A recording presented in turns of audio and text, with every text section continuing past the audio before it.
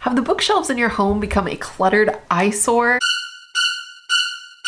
Are you wanting to declutter them, but it just feels too overwhelming? As someone who loves to read, I have been going through this exact thing, and today I want to share with you 5 vital questions that have been helping me successfully declutter my bookshelves.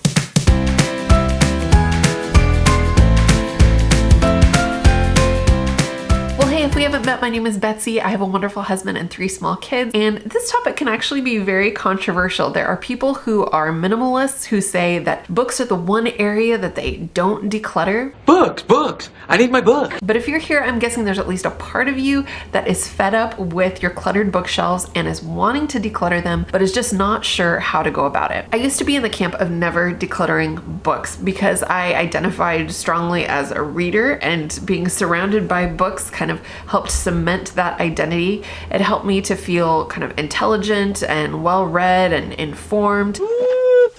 Look who knows so much. But I got fed up with cluttered bookshelves and decided I needed to make some drastic decisions and make some changes. But when I sat down to declutter my books, it of course was not just pulling books off the shelf, throwing them in a donation box and calling it a day. It was a very personal process, way more personal honestly than I was anticipating. But these 5 evaluation questions helped me and are continuing to help me in the process of decluttering my bookshelves, and I'm hoping that they can be helpful for you too. So question number 1, am I keeping this book for some other reason than just to read it and gain the knowledge or refer back to it? It could be the fantasy self thinking, oh, this is the kind of person I want to be, and so I have books about it. Mountain climbing, embroidery, being a novelist, different books that symbolize this fantasy self of somebody that I am hoping to become or was hoping to become at some point. Or are the books a status symbol, like what I mentioned earlier? Do you want people to come into your home and feel like, wow, this person is smart? You just have to determine if you want to take up real estate in your home with those books for that purpose. And lastly, maybe a sentimental connection, and this is where it gets really difficult. I have a collection of the great books from my grandfather that I absolutely love, and there's a lot of books. There's like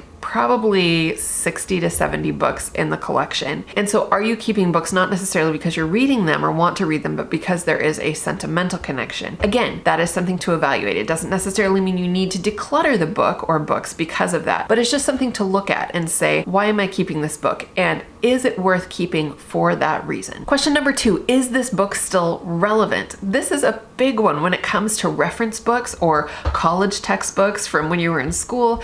Oftentimes we'll keep these things and we think, well, this is a big reference book. And also, by the way, I paid a lot of money for it, and I want to be able to hang on to it in case I need to refer back to it. But the honest truth is that a lot of times, no, not all the time, but a lot of times, books like that go out of date. There's new information, there's new scientific research and evidence that comes out that kind of replaces what was there before. And so sometimes in hanging on to books that we perceive as valuable reference books, they don't actually end up being as valuable as we think. Yes, it can be hard to let go of them, especially if we paid a lot of money, but if they basically just become a doorstop, it may be time to look at whether or not you want to keep that. And if you're able to get rid of it, that will obviously free up a lot of space because those books are usually very large. Number 3, is this a book that I will refer back to? Now be honest, this question is a hard one because every book we pick up, and this was me, as I started decluttering my bookshelves, every book I picked up, I thought, will I refer back to this? And I thought, well, yes, I loved this book. Obviously, that's why I purchased it. That's why I held on to it. But really, will I refer back to it? Now, there are certain books that I just, and I'm referring mostly to nonfiction here, but books that, yes, they were so solid, the information in them, the principles in them, and I thought,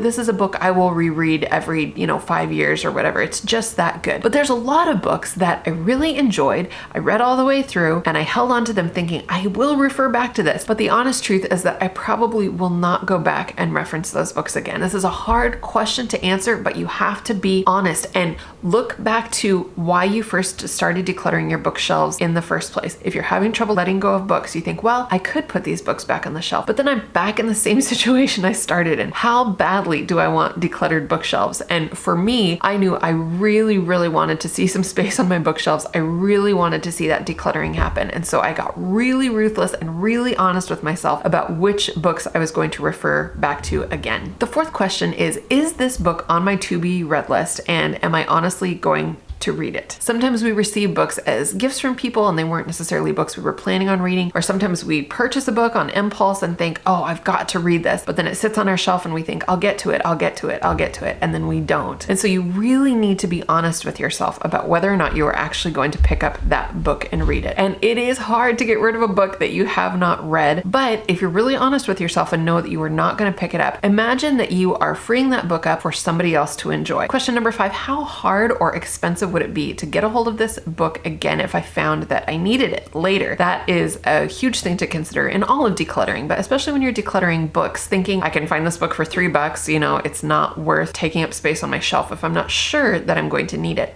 So those are very reasonable things to consider. And also looking at if it is very hard to replace or it's a family heirloom or things like that, obviously thinking really hard about whether or not you want to get rid of that. If it's something that's easy to get rid of, oftentimes we perceive things as more valuable because they are ours, when really it's something that is just could be found anywhere. We could pick it up again the next day. So it's important to evaluate those things and think through, do I really need to hold on to this? Does this really need to take up real estate on my bookshelf?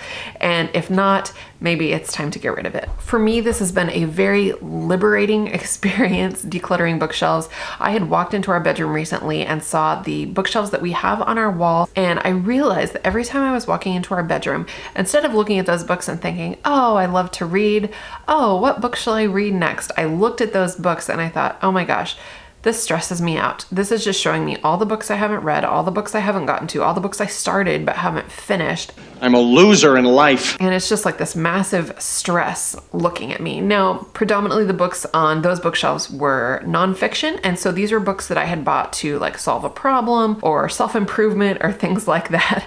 And so obviously in looking at those, I was thinking, I'm not getting my problems solved and I'm not improving myself. This sucks. Those bookshelves had just become a massive stress rather than looking like cozy bookshelves. As I began to clear out those shelves, I really literally just felt weight lifting off of me of thinking I don't have to walk into our bedroom and look at all these books that are screaming, read me, when I have a 5-year-old, a 4-year-old, and a newborn, and I just don't have a ton of time to read right now. And so I removed those books and I replaced them on those bookshelves with some book collections that I have that are classics. I will never get rid of. When our kids are old enough, I will read them out loud to our kids. These are books I've read all of them, so none of them are screaming at me to read them that I haven't read them. They're all books that I love dearly and I'm looking forward to reading to our kids. And so it's just every time I walk in our room now, it's like a hug. It's like a little hug of looking at the wall and thinking, oh, I love those books.